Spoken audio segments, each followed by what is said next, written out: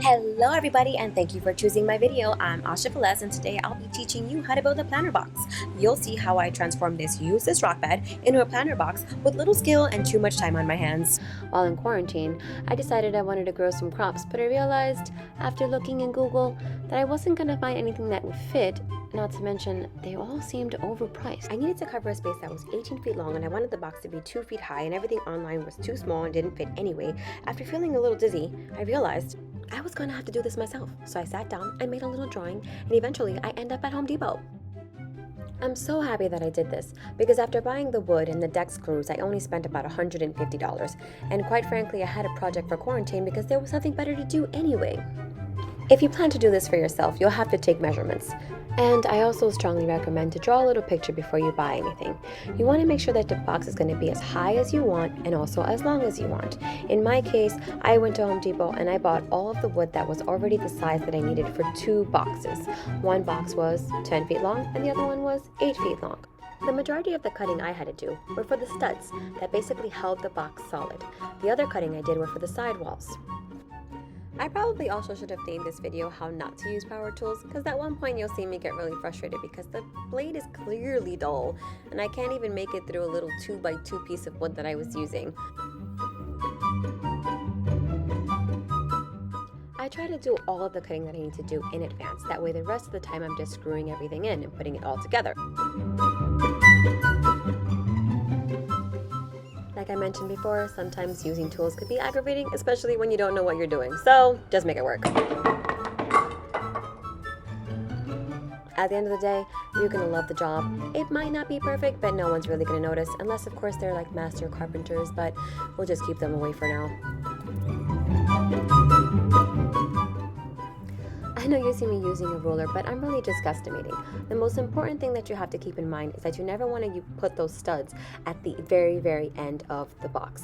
Those studs have to be 2 inches from the edge of the box, especially if you're using 2x4s or 2x10s or 2x6s, because the piece of wood that are going to go on the other side are 2 inches wide.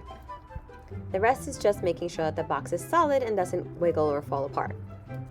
I'm not even gonna lie, on day 1 I only finished one side because I spent the most of the day digging out the hole, and the rest of it I was just trying to figure out why the saw wasn't working for me. So on day 3, I'm basically going to figure out how to fix this blade. Please remember that this is a video on how to build a planner box and not how to use power tools, so forgive me in advance if I don't know what I'm doing. But I hope this gives you the confidence to move along, even if you don't. Put some gloves on. Let's try to figure this out.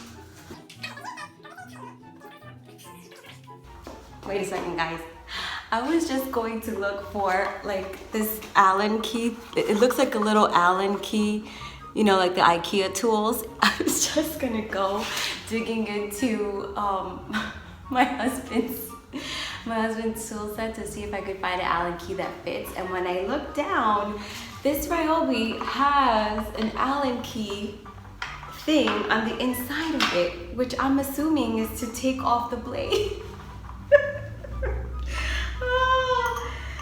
Wow, you guys were clever in putting this in here, but unfortunately, I'm probably gonna have to watch a YouTube video to figure out how to unscrew this. I'll be back.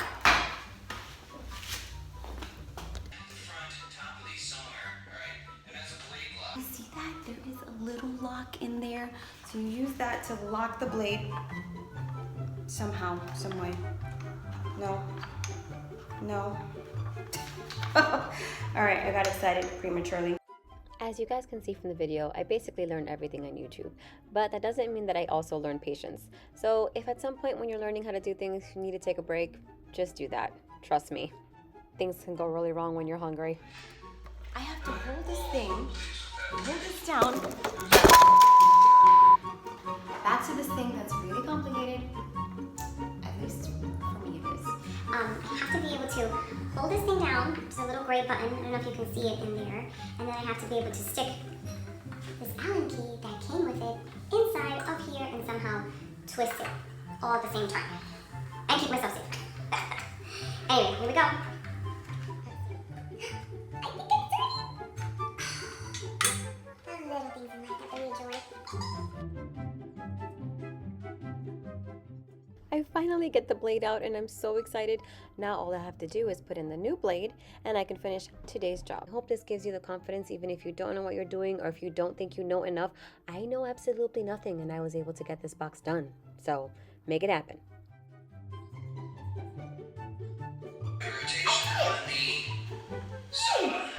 Now I need to get ready. Okay, because everyone has been telling me to make sure that I put my hair up and that I don't have anything loose on me for my safety. I'm gonna listen. Let's see. All right, got that. And, you know, because I just look looking cute for my sale. Anyway, got my goggles, or something like my safety goggles. Oh, gosh. And I have my gloves. And I'm not gonna forget to put the battery back in this time. Okay, that's done. Now that I have a quality blade, cutting these 2x2 pieces of wood was so easy. I was able to cut all 10 pieces that I needed to finish the remaining walls.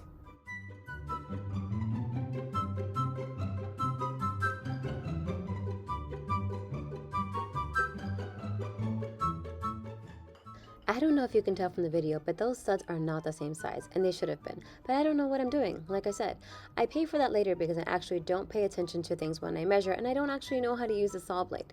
But I said I made it work. Yay! Okay, so now I have all 10 of my studs, beams. I don't know what they're called, honestly. Now I have all 10 of them, and I'm going to go. Yay! We've made it all the way up to day 4. At this point, I've cut all of the beams and all the studs, and now I'm just trimming the ends off of the wood because I don't need that. It was actually a little bit smaller. And now you're going to get to see my wonderful ruler skills. Oh, well, I kind of suck at that.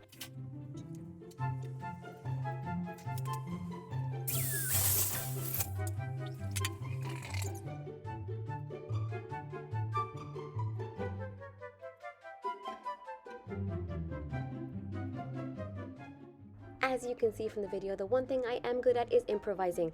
This little bench that I'm using over here actually came from IKEA and it belongs to my son's little art table. I didn't have an actual cutting bench, so I decided to repurpose his little bench.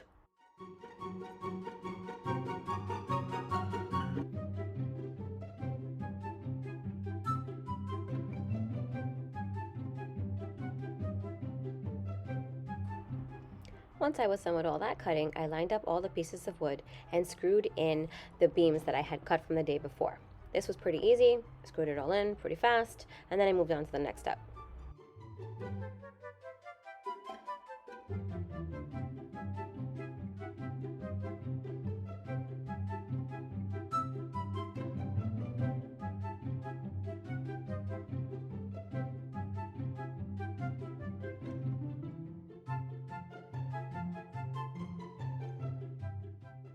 At this point, I've measured all of the wood for the walls, and I'm basically cutting it down so I can close up the box with each piece if there's wood. But the thing about it is that you don't see in the video is that I don't exactly know how to use the drill. So there are 2 places you're supposed to place your saw. There's 2 places you're supposed to place your saw when you're cutting, and since I didn't know that, I was actually missing the cut line, and you're going to see what happens when you do that in the video. Lesson number 101 as you watch my video, I'm going to start using this drill and the screw keeps kind of wiggling and jiggling out of my control and I can't get it through the wood. Now there's a reason why this happens, but at first I thought that can't be. Why? But I actually watched another YouTube video and I found out why the screw kept wiggling out of my drill and falling onto the floor. See? This is what happens when you don't know what you're doing.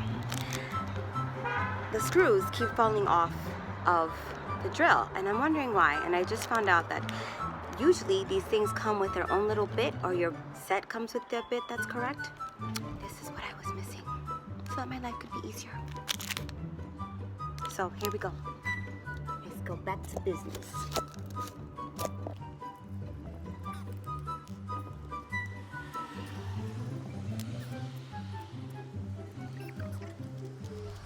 Yes, success. You see how smooth that went in? So remember, if your drill is constantly dropping the screw, it's because you probably have the wrong bit. So go ahead, investigate, and change it. Oh, here goes problem number 102. I can't get that wood to fit in there. Okay, so I've cut this thing like 3 or 4 times because I keep on missing this little sliver of a hair, and so I can't get it into the planter box, but I'm not going to stress myself out about it. Sometimes 3 times a charm, so there we go. Let's do it. Hopefully I measured it right this time. Professional carpenters tell you to measure twice and cut once, and I just basically say, do whatever you can.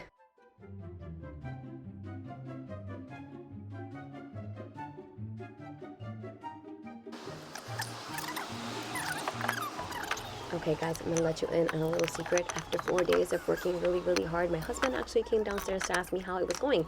At this point, I decided to persuade him to finish the rest of the box for me, and then I went upstairs, I took a shower, beautified myself, and I came back downstairs just to take some videos with my camera.